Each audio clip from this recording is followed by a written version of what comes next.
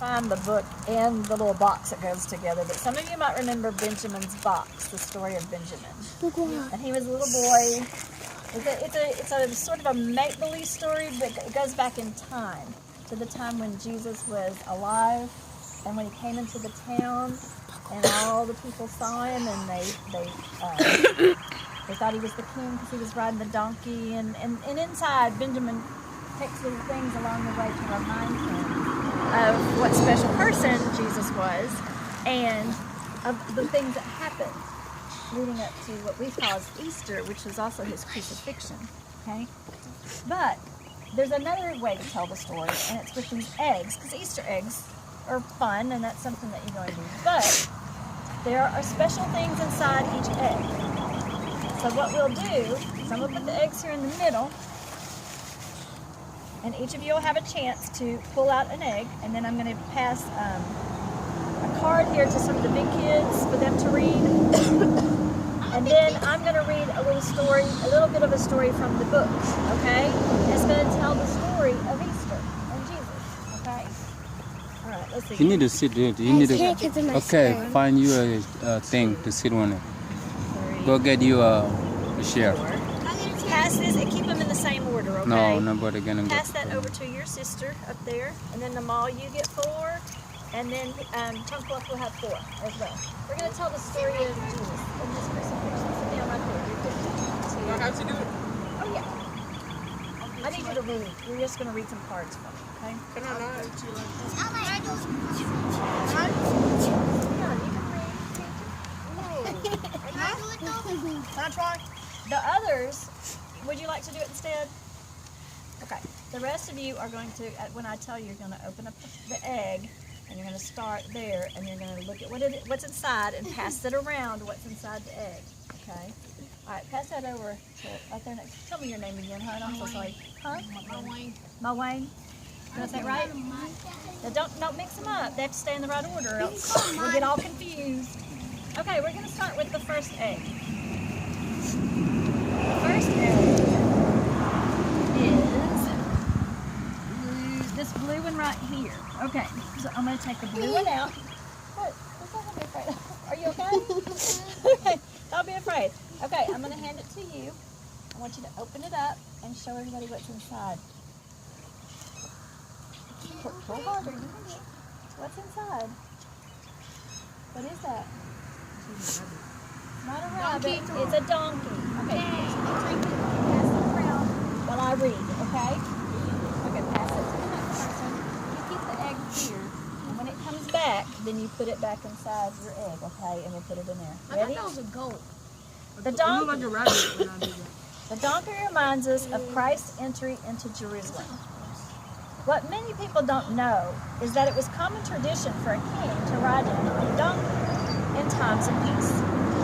And although Jesus is the King of Kings, God the Father wanted him to bring peace to the earth when he came this time. The Bible often refers to Jesus as the Prince of Peace. The peace that Jesus gives is not like the peace the world gives. Jesus' peace comes by believing that he is the Son of God and asking him to be the Lord of our lives.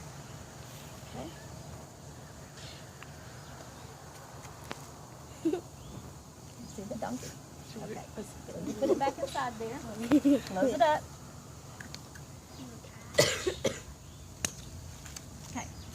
Next egg. Those who followed cried out, saying, Hosanna to the Son of David.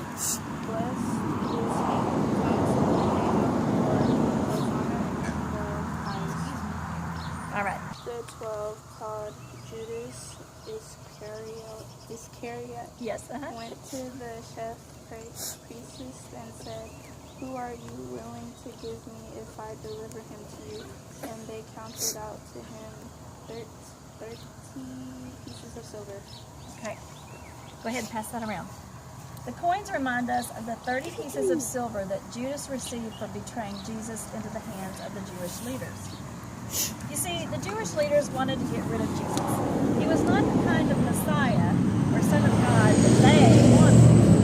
They were looking for God to send a warrior like him, one coming in on a horse, not on a donkey, who would come and overthrow the Roman Empire that ruled over the Jews. But But that was not God's plan. Instead of conquering warrior-like king, Jesus came as a man, peaceful, humble, and full of God's love.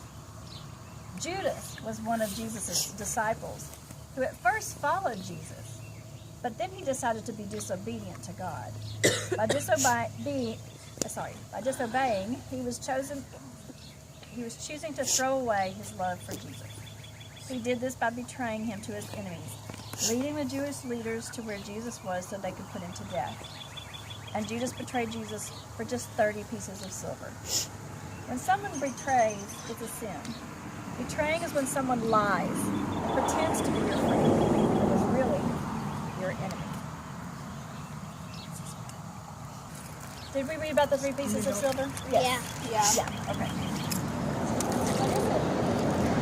It's a cup. That's the cup, right? Read your card on the cup.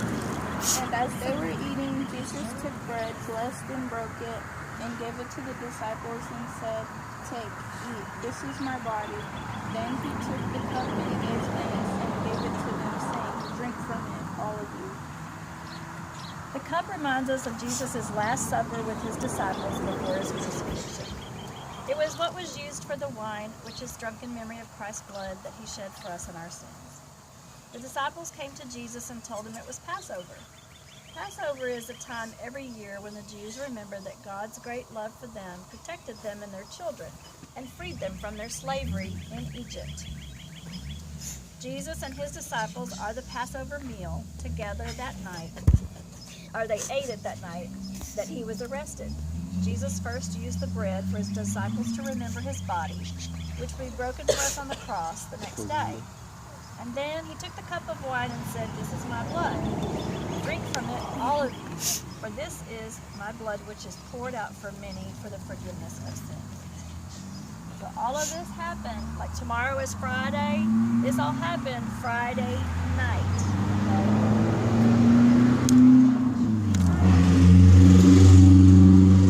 Oh, orange from the orange girl, how's that? Did we read the cup? Okay. What is it? Praying hands. Praying hands. Okay, who's got praying hands? He went a little farther and fell on his face and prayed, saying, "Oh, my Father, if it is possible, let this cup pass through me.